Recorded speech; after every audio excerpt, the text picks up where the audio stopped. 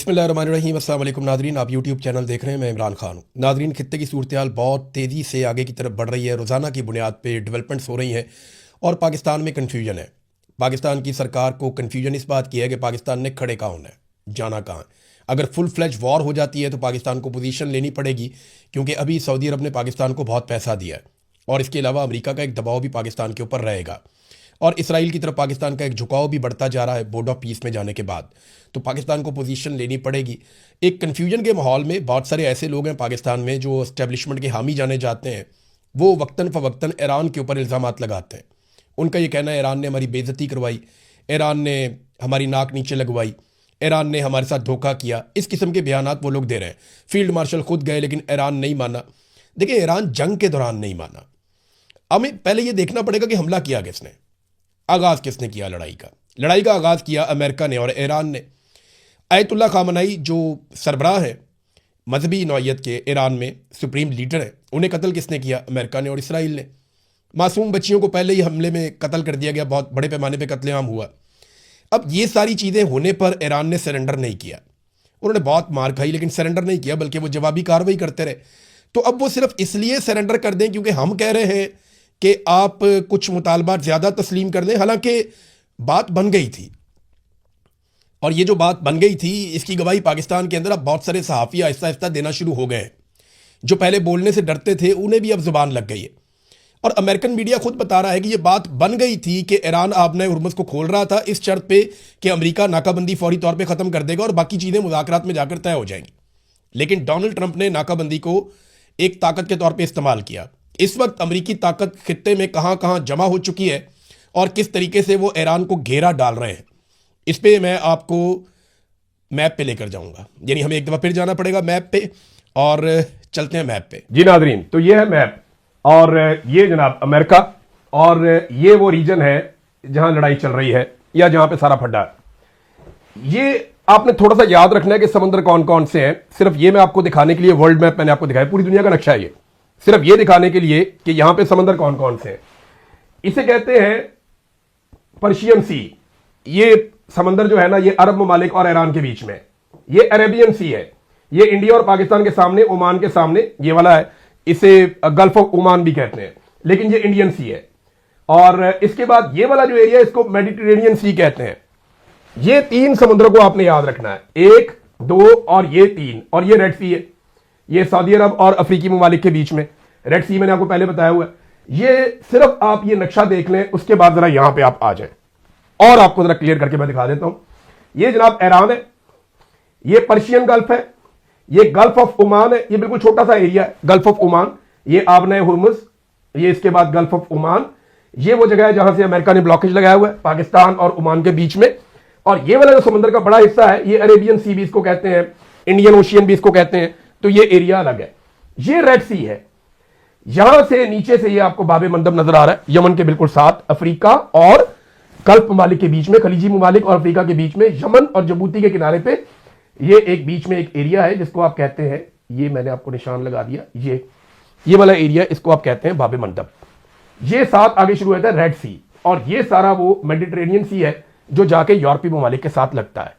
यूरोपीय ममालिक उस तरफ आते हैं, यहां ऊपर तुर्की है, नीचे मिस्र है, ये शाम है और ये इसराइल है और गजा भी वहीं पे है। अब आ जाए उस फाइनल मैप की तरफ जो सारी हकीकत बता रहा है। ये देखें आप, इस वक्त जो लेटेस्ट सूरत हाल है वो ये है कि अमेरिका के जहाज कहां कहां पहुंच गए और किस किस जगह पे अमेरिका के अड्डे मौजूद है। ये जी अरेबियन सी या इंडियन ओशियन, एक अमेरिकी बहरी जहाजों का जो अड्डा है वो यहां पे है।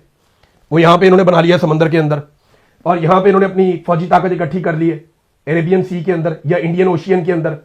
और ये ईरान का ये वाला एरिया यहां से इन्होंने कंट्रोल किया। दूसरा, अरब ममालिक को क्रॉस करें तो यहां पे रेड सी आ जाता है, मैंने आपको पहले दिखाया था। एक अमेरिकी बहरी बेड़ा वो ये यहां पे इन्होंने पहुंचा दिया, यहां पे आके खड़ा है। और अब जो अमेरिकी बेड़ा एक और आया पैसिफिक ओशियन से निकल के, वो यहां पहुंच गया।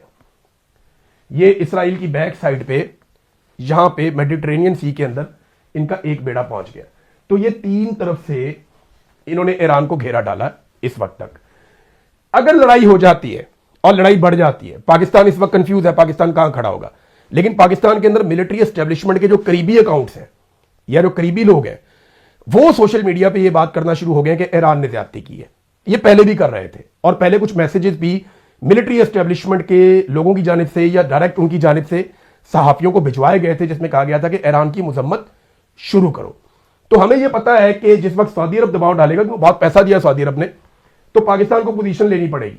तो ये एक और साइड हो सकती है जहां से कुछ दबाव ईरान के ऊपर बढ़ाया जा सके, लेकिन पाकिस्तान नहीं भी करेगा तो पाकिस्तान को करना पड़ेगा। वजह यह है कि सऊदी अरब और सऊदी अरब का पैसा, अभी हमने यूएई का पैसा वापस किया, सऊदी अरब से लेके वापस किया, यहां से पैसा लिया, यहां पे वापस कर दिया। हमारा इसमें कोई कमाल नहीं है, हमारे ऊपर पैसा उतना ही चढ़ा हुआ है, शायद उससे ज्यादा चढ़ गया है, क्योंकि और कर्जा भी हम लेते चले जा रहे हैं। तो ये इस वक्त सिचुएशन है खित्ते में जहां पे अमेरिका ने अपनी इतनी फौज लाकर इकट्ठी कर दी है कि इस फौज के साथ पूरी एक जंग लड़ी जा सकती है। पहले इस रीजन में अमेरिका ने कभी इतनी ताकत इकट्ठी नहीं की जितनी अब की है। वापस चलते हैं मेन स्टूडियो में। तो नादरीन, आपने देख लिया मैप के जरिए से कि सूरत इस वक्त क्या है और मशरिक वस्ता में ईरान को कैसे घेरा पड़ा हुआ है। अब ईरान इस घेरे को कैसे तोड़ता है, उसके बाद भी बहुत सारे ऑप्शन हैं, उसके अपने इत्तेहादी हैं, उसका अपना एक तरीकाकार है चीज़ों को डील करने का, और उसके हथियारों की नौइयत भी थोड़ी सी मुख्तलिफ है। डोनाल्ड ट्रंप के लिए एक बड़ा चैलेंज और खड़ा हो गया है। ट्रंप को जंग जारी रखने के लिए कांग्रेस की मंजूरी लेने में एक हफ्ता बाकी है।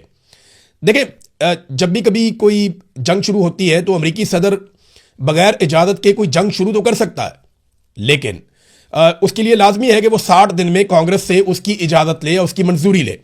अब कांग्रेस से मंजूरी लेने के लिए बाकी बच गया एक हफ्ता।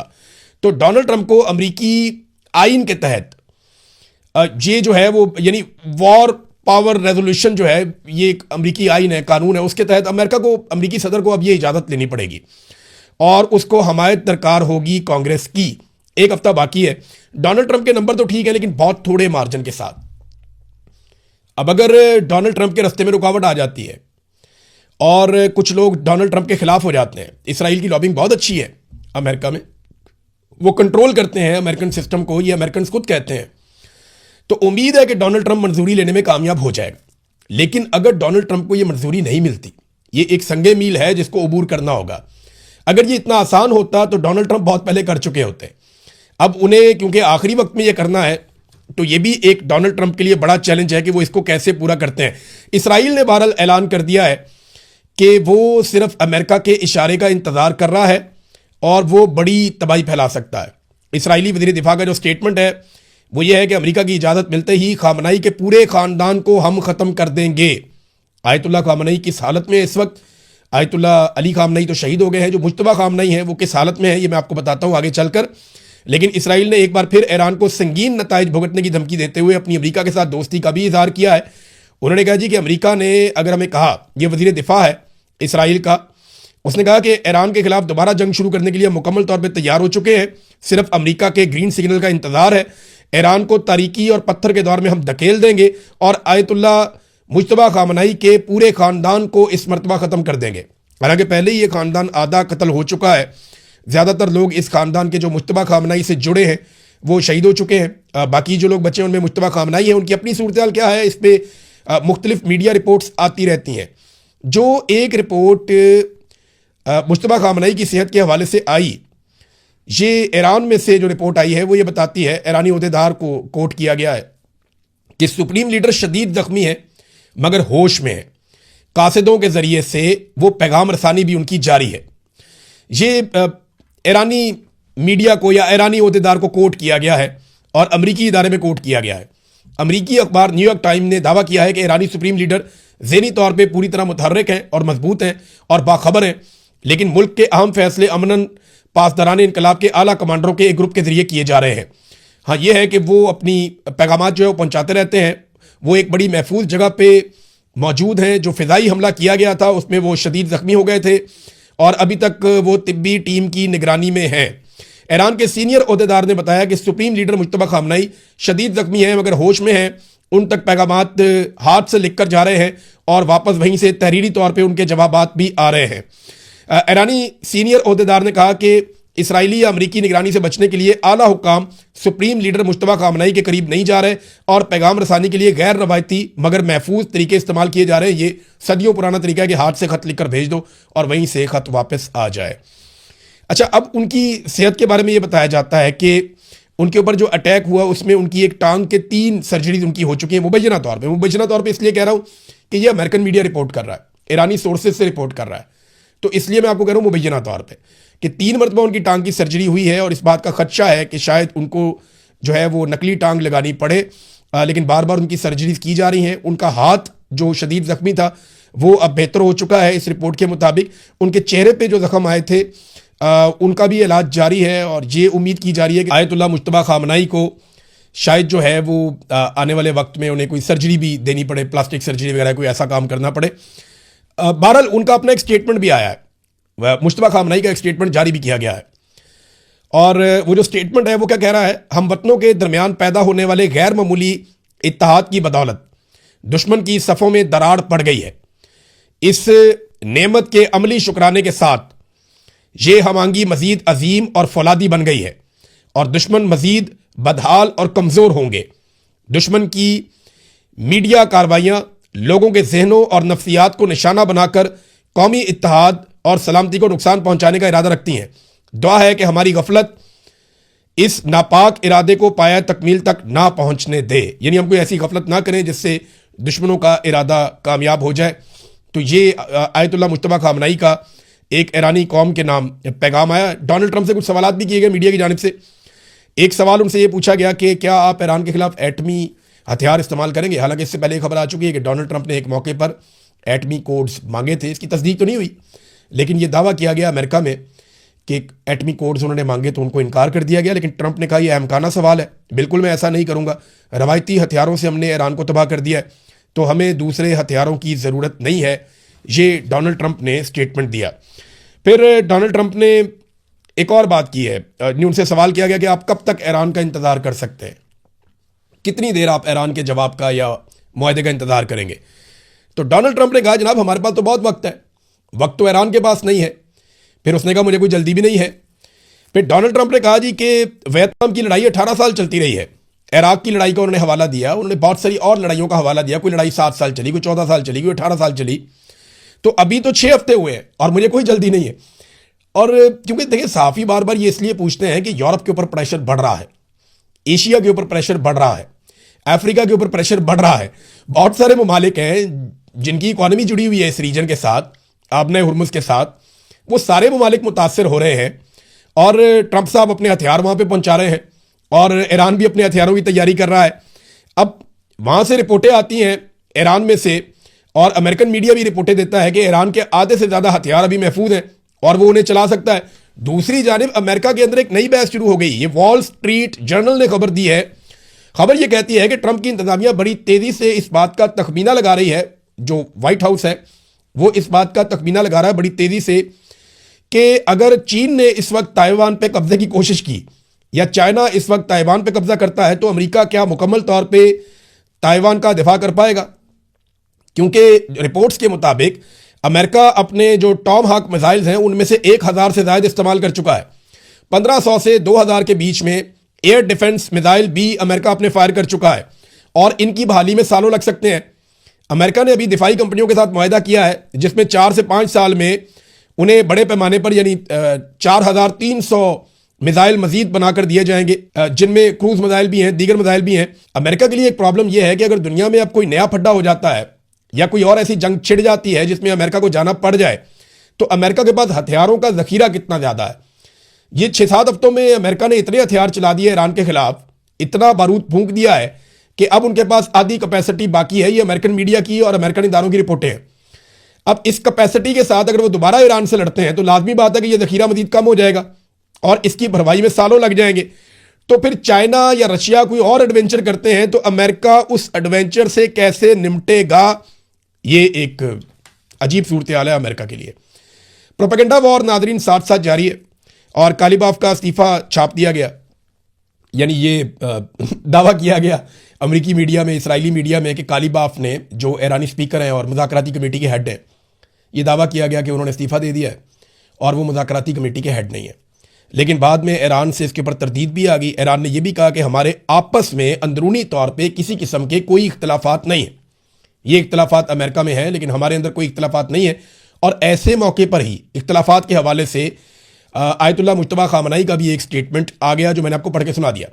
डोनाल्ड ट्रंप ने एक ऑर्डर दिया है जहां से ये लड़ाई दोबारा ट्रिगर हो सकती है। ये ऑर्डर क्या है?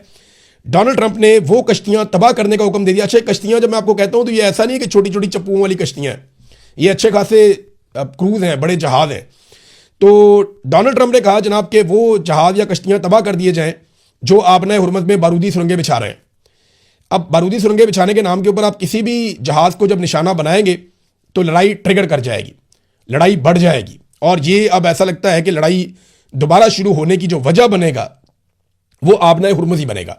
और मैं आपको पहले ही मैप दिखा चुका हूं कि अमेरिका ने किस तरीके से इस पूरे रीजन को कब्जे में लिया है। और मैंने आपको ये सिचुएशन भी बता दी है कि पाकिस्तान का रोल कैसे इंपॉर्टेंट हो सकता है इन केस कि पाकिस्तान को सऊदी अरब के साथ किया हुआ अपना मुआहदा पूरा करना पड़ जाए। नाज़रीन, अब पाकिस्तान के अंदर क्योंकि पाकिस्तान की बात हुई है तो जरा यहां पे भी आ जाते हैं। हालात ये पैदा हो गए हैं कि पाकिस्तान पेट्रोल के बाद अब दुनिया का ऐसा मुल्क बन गया है जो बिजली भी सबसे महंगी बेच रहा है। यहां पे शाकिर एवान साहब ने कमाल तरीके से एक्सपोज किया है मौजूदा हुकूमत को, सबसे शानदार काम कर रहे हैं, बल्कि लोग उन्हें अपने बिल भिजवा रहे हैं, पुराने भी नए भी, और वो तकाबली जायदा कर करके लगाए जा रहे हैं। यहां पे शाकिर एवान साहब ने एक बिल शेयर किया। और मैं एक बात याद रखिएगा, इमरान खान साहब की हुकूमत आ जाए और इस तरह का बिल आ जाए तो आपने मुझे नहीं कहना कि भाई अब तुम ये बात क्यों नहीं करते। मैं इसलिए ये बात कर रहा हूं कि ये किया कराया नवाज शरीफ का है। ये नवाज शरीफ ने, शहबाज शरीफ ने और पीपल्स पार्टी ने मिलकर आईपीपी लेकर आए। एक भी आईपीपी का मुआहदा इमरान खान के दौर में नहीं हुआ। यह सारा काम डिक्टेटर मुशर्रफ के दौर में और पीपल्स पार्टी और पीएमएलएन के दौर में हुआ। और इसमें जो सबसे बड़ा किरदार अदा किया, यानी अगर आप देखेंगे 70-80% किसी का किरदार है तो वो शरीफ खानदान का है, जो ये मंसूबे लेकर आए, जिन्होंने ये लगाए। अब कमीशने खा गए, क्या किया, किसकी जेब में पैसा जा रहा है, किसी को कुछ पता नहीं है। हत्ता कि इस हुकूमत ने यह भी कर दिया कि सूरज की रोशनी पर टैक्स लगा दिया। अगर आप सोलर के साथ बिजली बनाएंगे, देखें जिस मुल्क में आप बिजली मुहैया नहीं कर सकते, या तो हुकूमत अवाम को पूरी बिजली दे रही हो ना, हम पूरी और सस्ती बिजली दे रहे हैं, इसके अलावा अगर कोई अपनी बिजली पैदा करना चाहता है तो वो हमें टैक्स देगा, फिर तो बात समझ आती है। आप ना बिजली सस्ती दे रहे हैं, ना आप बिजली पूरी दे रहे हैं, बल्कि आप लोड शेडिंग कर रहे हैं। अब लोग अगर अपने आप को जिंदा रखने के लिए, अपने सर्वाइवल के लिए सोलर लगाते हैं, वो खरीदते भी खुद हैं, उसकी मजदूरी भी खुद देते हैं, अपनी छत के ऊपर लगाते हैं, अपनी प्रॉपर्टी के ऊपर लगाते हैं, जो चीज खरीदते हैं उसके ऊपर भी टैक्स देते हैं, और जो मजदूरी देते हैं उसके ऊपर भी टैक्स देते हैं। जब वो लग जाता है तो कहते हैं जी इसके ऊपर और टैक्स देना। सूरज की रोशनी से आप बिजली पैदा कर रहे हैं, सूरज की रोशनी पे लग गया नाज़रीन टैक्स। ये ऑक्सीजन पे भी टैक्स लगाएंगे। और ऐसा नहीं है कि इमरान खान आगे इसको ठीक कर सकता है या कोई और आगे इसको ठीक कर सकता है। ये मुआहदे कर दिए नवाज शरीफ ने, रस्से के साथ बांध दिया पाकिस्तानी कौम को एस्टेब्लिशमेंट के साथ मिलकर। अब ये जान नहीं छूटती है, बहुत मुश्किल है। ये एक और बिल आप चेक करें, ये बिल आ गया नाज़रीन, 73 यूनिट का बिल है और 12,871 रुपए फी यूनिट। अगर आप डिवाइड करें तो 175 रुपए 90 पैसे का यूनिट बनता है, लगभग 176 रुपए का एक यूनिट। और ये 73 यूनिट का बिल है, 100 यूनिट से भी कम का। 300 यूनिट तक की जिन्होंने बिजली मुफ्त देनी थी, उन्होंने सूरज की रोशनी पे भी टैक्स लगा दिया। ये पाकिस्तानियों के साथ धोखा हुआ और पाकिस्तान की तारीख में कभी पाकिस्तानियों के साथ इतना बड़ा धोखा नहीं हुआ। अब तो जो फील्ड मार्शल आसिम मुनीर साहब के बहुत फेवरेट लोग हैं, जिन्हें बहुत पसंद करते हैं, वो भी ये कहना शुरू हो गए हैं कि मकबूलियत बढ़ गई है। मिसाल के तौर पे हाशिम डोगर साहब है, पहले पीटीआई में होते थे, उन्होंने एक स्टेटमेंट दिया, बड़ा मजे का स्टेटमेंट है। उन्होंने कहा जी कि चाहे मुझे अगले इलेक्शन में एक भी वोट ना मिले, मैं आसिम मुनीर के साथ खड़ा रहूंगा, क्योंकि वो बहुत बहादुर है, आगे उनकी तारीफें की है। मामला ये है कि आसिम मुनीर की तारीफें आप करें, लेकिन आप उनके साथ ऐसे ज्यादती तो ना करें। ये तो ज्यादती आप कर रहे हैं। आप ये बता रहे हैं पूरी दुनिया को कि आसिम मुनीर साहब इतने गैर मकबूल हैं, यानी मेरे सर्वे के अंदर भी उन्होंने 6.9% ले लिया। इमरान खान के मुकाबले में जब सर्वे करवाया तो सारी जमातें उनके साथ थी, 6.9% उन्होंने मेरे सर्वे में ले लिया। लेकिन हाशिम डोगर साहब का यह मानना है कि चाहे मुझे एक भी वोट ना पड़े, यानी वो ये दूसरे अल्फाज में कह रहे हैं कि आसिम मुनीर साहब इतने गैर मकबूल हैं कि मैं उनके साथ खड़ा हूंगा तो मुझे वोट नहीं पड़ेंगे, लेकिन अगर मुझे एक वोट भी ना पड़ा मैं फिर भी आसिम मुनीर के साथ खड़ा हूंगा। यानी ये तो दूसरे अल्फाज में वो बता रहे हैं कि मकबूलियत किधर है और सूरत क्या है। वैसे तो ये पूरा पाकिस्तान ही जानता है, लेकिन जो पाकिस्तान के साथ अब इन लोगों ने किया, इससे पहले कभी हमने सोचा भी नहीं था, हमें अंदाजा भी नहीं था कि ये इस लेवल तक पाकिस्तान को लेकर आ जाएंगे। बेड़ा गर्क किया इन्होंने पाकिस्तान का और पाकिस्तान की इकॉनमी का, पाकिस्तान के लोगों का। अब तक के लिए इतने, अपना ख्याल रखिएगा, अपने इस चैनल का भी। अल्लाह हाफिज़।